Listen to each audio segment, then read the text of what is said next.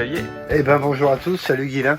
Alors aujourd'hui on se retrouve pour cette vidéo très attendue sur la taille des légumes. Oui, ouais, pas mal de questions là-dessus. Alors rappelez déjà que le premier principe de la taille des légumes, à chaque fois je le fais quand même, hein, c'est pas comme une taille fruitière, hein, on a un objectif, c'est augmenter la précocité et régulariser les calibres. Souvent ils sont plus gros. Il n'y a aucune taille obligatoire. Par contre, on arrive plus tard à partir du moment où on taille pas. C'est ce qu'on a vu avec les tomates. Alors pas mal de questions. Taille des courgettes, par exemple. Taille des courgettes, non, on fait pas réellement de taille. Il peut arriver que sous tunnel, elles soient vraiment très hautes, elles aient tendance à se coucher et qu'on les attache avec un fil. Tu vois, exactement comme on fait pour les tomates. On met une boucle, on les attache et puis voilà, on les tient comme ça. Mais il n'y a pas réellement de taille à apporter à des courgettes. Je me permets, je vais plus vite que la liste qu'on avait faite, parce qu'on avait été super sérieux quand même. Attends. On devait commencer par les courges normalement. Les courges, alors voilà. Et ben revenons là-dessus sur l'idée que tailler, c'est augmenter la précocité et souvent le calibre. Est-ce qu'il y a un intérêt à augmenter la précocité et le calibre d'un potimarron, de la récolter plus tôt, plus gros? Non, pas vraiment. Donc en fait, les courges, on les taille pas. On les laisse vraiment aller. Donc courgettes, on n'y touche pas. Non. Sauf si vraiment on veut gagner de la place dans une serre comme t'as fait là. Voilà, mais même moi sous le tunnel, si je mets des courges et qu'elles vont me prendre trop de place, je mets plus de ficelle et j'enroule brin à brin, en fait, hein, mais je taille pas. Et les melons? Alors les melons, bah voilà, augmenter la précocité sur du melon en Touraine, oui. Là, à mon avis, le melon on le taille. Alors maintenant, il y a des variétés modernes, mais c'est des hybrides F1, donc je ne veux pas trop m'attarder dessus, qui sont sans taille. Mais sinon, effectivement, on taille pour augmenter la précocité. Et oui, en Touraine, attention, récolter des melons après le 15 août. Jusque début septembre, mi-septembre, oui, on comprend pourquoi on les taille. Alors la mauvaise nouvelle, par contre, pour les jardiniers qui ont déjà mis des melons chez eux, c'est qu'on les taille très tôt. On les taille quasi à la plantation, en fait. Ah oui. Il faut les tailler. C'est du 4x2, mais on pourra mettre un lien pour aller voir sur le site comment on taille du melon. On taille à 2 feuilles, après ça refait 2 départs, on recoupe ces 2 départs, ça refait 2 départs, etc. C'est technique, là, quoi. Oui. Ouais. Là. Mais après, faire du melon, c'est chaud. Hein. Faut de la place. Et puis c'est assez peu garanti. Et le melon, c'est très compliqué. Et les pastèques, c'est pas plus facile, hein? Alors les pastèques, c'est plus facile. Et nous, quand on produisait des pastèques, genre Sugar Baby ou Moon Stars, on les a jamais taillées. Hein, se débrouille. On les a un petit peu tard, mais ça va nickel. La pastèque est plus fiable et à mon avis plus simple. Et aubergines, poivrons, piments? Aubergines, poivrons, donc là, nous, elles ont été plantées, c'est planté depuis peu, donc il n'y a pas vraiment de taille à apporter. On fera une petite vidéo dessus. Néanmoins, en fait, c'est des tailles très simples. Ça va être je dirais presque épampéré, comme on fait sur la vigne. C'est-à-dire que on a la tige principale, on supprime un petit peu les petits départs qu'on va avoir dessus, et après, on pince en fin de saison pour garantir la formation et la maturation des fruits. Mais c'est pas une véritable taille technique comme on peut avoir sur les tomates, par exemple.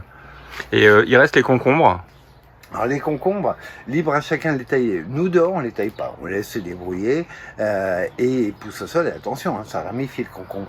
Après, sous tunnel, c'est différent. Sous tunnel, on est un peu sévère et on le conduit sur un brin, comme les tomates. Et là, on fait une vraie taille. Du coup, là, j'en ai gardé un là, à se montrer. Donc pareil, un système de ficelle à boucle, hein, c'est la même chose. Et après, en fait, il a une biologie assez proche des tomates. Je vais me pencher doucement, que le temps toi de te pencher dessus. Donc on voit bien là une tige principale. Et exactement comme les tomates, si on regarde bien, on voit bien qu'il y a des gourmands qui naissent, des gourmands, toujours des guillemets, hein, qui naissent à l'aisselle de chaque feuille.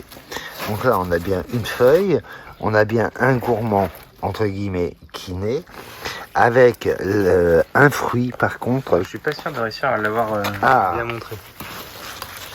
Alors. Ok. Voilà, et je te sors la feuille. Voilà. Hop, on fera un cut comme les pros. Hein. Là, la feuille, elle est là. Et on voit bien à l'aisselle de la feuille qu'il y a un gourmand qui est né. D'accord. Alors ça dehors, nous on les laisse tranquilles. Par contre, il est vrai qu'en tunnel, on va le couper. Là, je prends une épinette. Concombre, c'est assez fragile, je trouve. Tac, on l'enlève. Par contre, je fais gaffe, il y a un fruit là. On voit bien la fleur. Là, si je redescends un peu, je m'aperçois qu'il y en a un aussi. Je vois bien ma feuille ici. Et je vois bien, elle est, voilà, la pousse axillaire ou gourmand qui décolle. Donc ça, j'enlève. Ok. Voilà, à partir du moment où je remonte et j'enlève tout, ça me laisse plus qu'une tige. Et c'est cette tige que j'enroule. Alors, je peux me redonner du mou grâce à ma boucle. Voilà.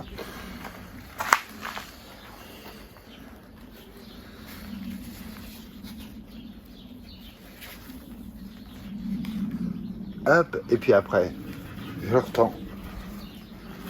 Et voilà, et là j'ai mon concombre, un peu maigrichon, hein, c'est pas très gai hein, quand ils sont taillés, voilà, qui est vraiment que sur une tige.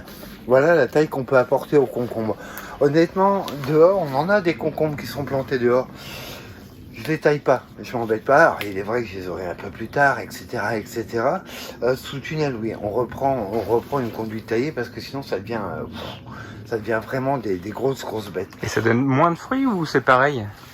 Alors, ça donne, quand on taille, hein, on a une espérance de vie qui est raccourcie. Hein.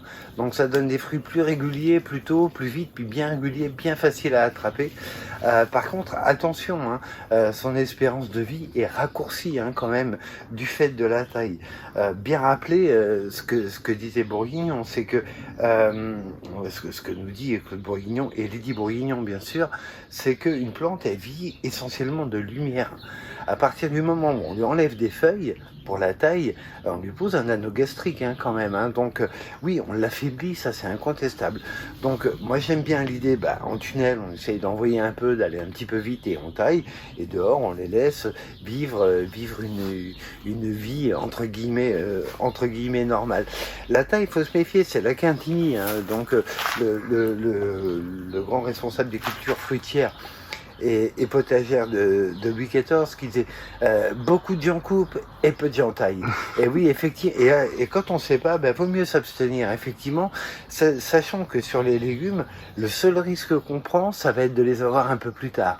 Est-ce que c'est embêtant?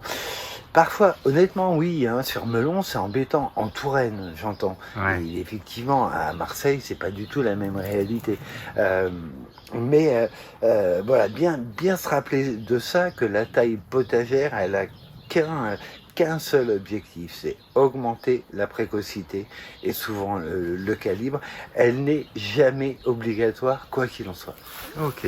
On espère qu'on aura répondu à toutes vos questions. N'hésitez pas à en reposer d'autres sous la vidéo et on se fera un plaisir de les traiter. Sur la taille, ouais. Ou sur n'importe quel autre sujet aussi si vous voulez. Puis on se retrouve bientôt alors. Ah avec grand plaisir. Salut Xavier. Salut Guida.